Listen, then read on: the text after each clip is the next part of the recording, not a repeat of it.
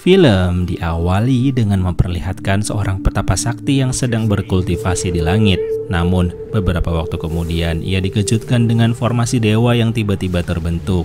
Hal itu berarti akan ada pergantian dinasti di bumi yang dinilai langit sebagai dinasti yang buruk jika terus berlanjut. Nah, kali ini dewa langit bernama Jenderal Singh akan direinkarnasikan ke bumi melalui klan burung yang diberikan pusaka sayap petir oleh langit. Sinyal tersebut rupanya juga disadari oleh ketua klan burung bernama Ji Chang dan juga sang penguasa dinasti saat itu bernama Wen Wen yang melihat belalang surgawi mulai turun yang memiliki arti bahwa reinkarnasi Jenderal Singh akan muncul dari klan burung. Wen Wen tentu tak rela jika dinastinya digantikan walaupun penduduk menderita. Oleh karena itu, tanpa basa-basi, sebagian besar klan burung pun dengan cepat telah ia habisi hingga tersisa seorang komandan perang dan 2 anak kembarnya. Untungnya, petapa sakti datang tepat waktu hingga sang komandan berhasil memberi seluruh kekuatan klan burung melalui pusaka sayap petir kepada salah satu bayi yang diberi nama Xin Huan. Sedangkan saudara kembarnya yang lain diberi nama Lei Zhenzi yang tak memiliki kekuatan spesial apapun alias bayi biasa. Petapa sakti pun langsung membawa Wen Wen ke dimensi lain untuk bertarung.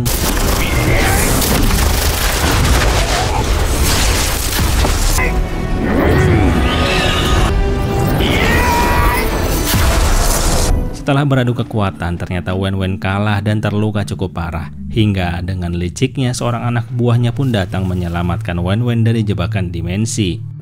Petapa sakti langsung kembali ke tempat semula dan bertemu dengan ketua klan burung alias Ji Chang yang diberi amanat untuk merawat kedua bayi kembar tersebut. Singkat cerita, 18 tahun kemudian, Lei Zhenzi tumbuh menjadi remaja yang selalu diremehkan oleh teman-temannya karena sering bertindak konyol dan juga lemah, bahkan sering dicap sebagai pengecut. Tapi setiap itu terjadi, Xin Huan langsung bertindak hingga orang-orang yang menghina Lei Zhenzi ketakutan karena memang Xin Huan dikenal sebagai pemuda kuat dan berbakat kungfu sejak kecil. Beberapa waktu kemudian, Ji Chang memanggil kedua anak angkatnya karena tak lain ingin memberitahu amanat penting dari petapa sakti yang telah dititipkan sejak 18 tahun lalu. Rupanya amanat tersebut ditujukan khusus untuk Xin Huan sebagai titisan Jenderal Singh. Sebuah peta diberikan padanya, di mana Xin Huan harus menemukan keberadaan tongkat naga emas sebagai senjata pusaka Jenderal Singh. Mendengar hal tersebut, Lei Zhenzi pun semangat ingin ikut, tak ingin ketinggalan dalam petualangan mencari tongkat naga emas. Keesokan harinya berangkatlah mereka bertiga melalui perjalanan panjang dan berbagai medan.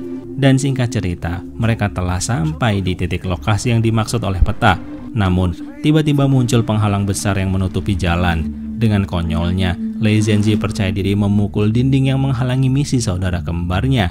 Ia pun langsung kesakitan, tapi tak lama kemudian, dinding raksasa tersebut runtuh dan muncullah patung yang memegang pusaka tongkat naga emas dengan rantai pelindungnya. Lei Zhenzi senang karena saudaranya kini dapat memiliki pusaka langit tersebut. Tapi siapa sangka, sekuat tenaga Xin Huan mengambilnya justru malah terpental.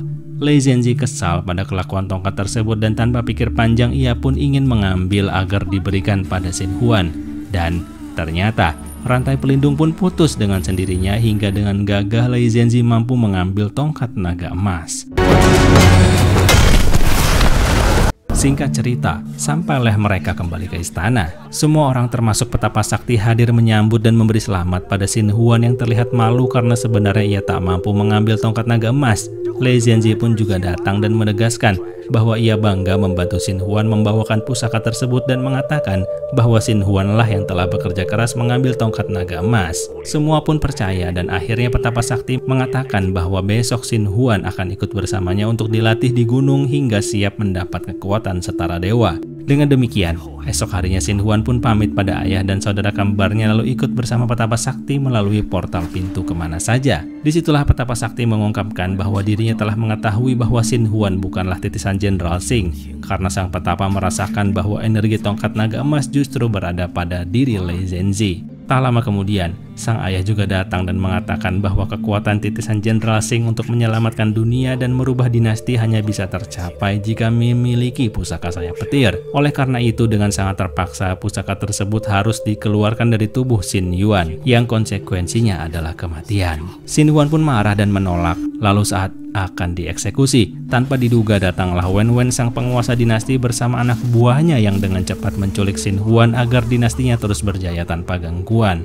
Di tempat berbeda, Wen Wen menghasut Xin Huan dengan ilusi palsu tentang masa lalu saat ia masih bayi yang memperlihatkan Ji Chang ingin menguasai dunia dan menghabisi seluruh klan burung. Lebih jauh, Wen Wen menghasut Xin Huan untuk menghabisi Lei Zhenzi yang kini jadi andalan sang ayah demi kehormatan klan burung. Sementara itu, Lei Zhenzi ditemani sahabatnya diajak petapa sakti ke tempat rahasia untuk mengembangkan sihir dan melatihnya.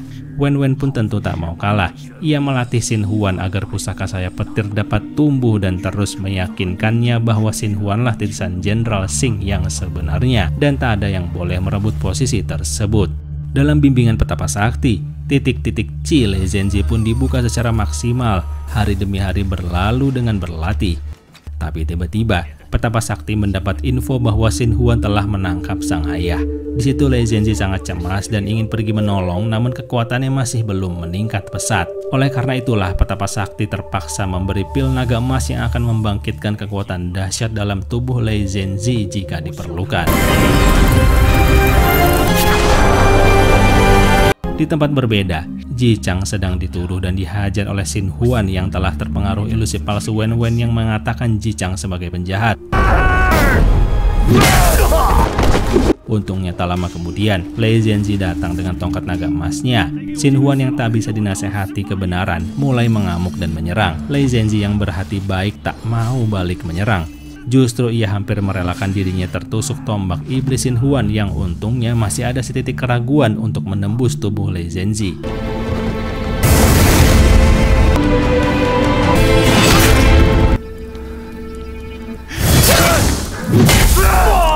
Saat itu pula Xin Huan melihat bahwa Lei Zhenzi masih menyimpan mainan yang diberinya saat masih kecil. Xin Huan pun pergi begitu saja dan batal menghabisinya. Singkat cerita, Lei Zhenzi telah kembali dalam markas bersama yang lainnya.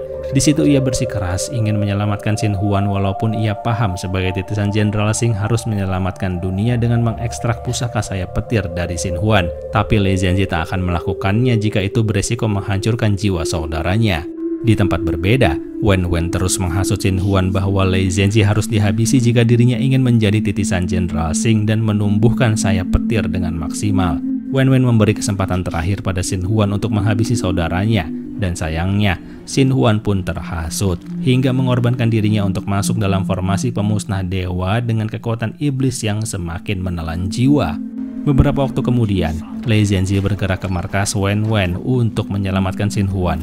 Tapi di tengah jalan rupanya Xin Huan telah menunggu kedatangannya. Pertarungan pun tak terhindarkan di mana tujuan Xin Huan adalah menghabisi Lei Zhenzi, sedangkan tujuan Lei Zhenzi adalah untuk menyadarkan dan menyelamatkan Xin Huan.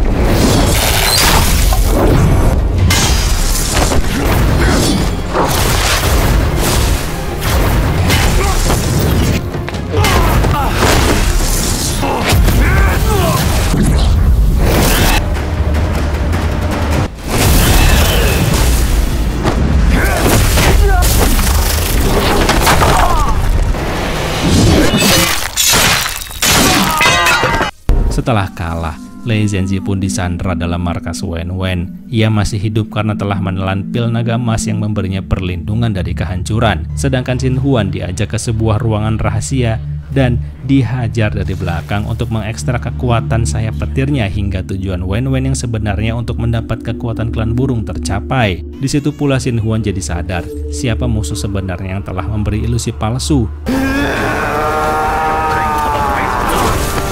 Tak lama kemudian, Lei Zhenzi datang setelah dibebaskan oleh petapa sakti. Namun hal itu terlambat karena formasi pemusnah dewa telah terbuka dengan kekuatan klan burung dan harus dilawan oleh formasi dewa. Namun Lei Zhenzi tak mau mengorbankan Xin Huan dengan mengambil sayap petir dari tubuhnya.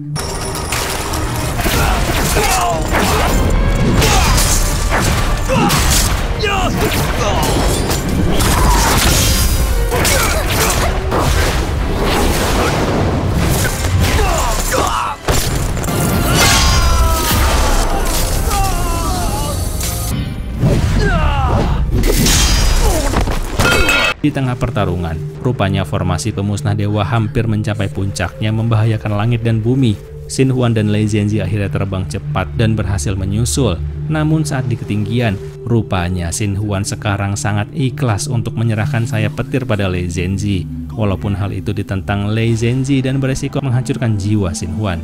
Setelah itu Shin Huan pun jatuh dan hancur terkena formasi pemusnah dewa. Dengan demikian, disitulah kekuatan sebenarnya dari Lei Zhenzi bangkit, dan dalam sekejap formasi pemusnah dewa hancur tanpa sisa, lalu dirinya menjadi kesatria naga emas yang tak lain adalah titisan Jenderal Singh. Tak lama kemudian, jurus dewa tingkat tinggi ia kerahkan untuk menata ulang bumi menjadi lebih baik dan menghancurkan dinasti suram dari penguasa Wen Wen. Setelah itu Lei Zhenzi pun mulai mengelilingi bumi, namun tiba-tiba film pun berakhir. So, gimana menurut kalian? Terima kasih sudah menonton dan semoga bisa dinikmati. Dadah!